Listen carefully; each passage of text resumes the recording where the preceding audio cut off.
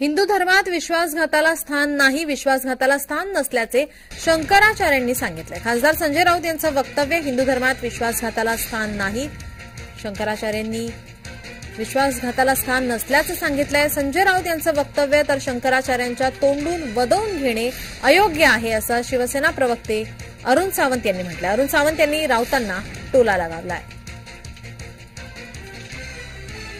माननीय उद्धव साहेबांना, संपूर्ण ठाकरे परिवाराला, शिवसेनेला आशीर्वाद दिले, काही काळ चर्चाही केली। त्यानंतर त्यांनी मीडियाशी संवाद साधताना त्यांनी सांगितलं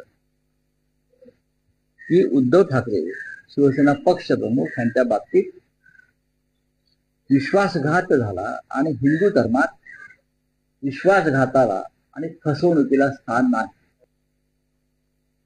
हिंदू धर्माच्या धर्मगुरूंना स्वतःच्या घरी बोलावून त्यांच्या तोंडून वदवून घेणं हे योग्य नाही।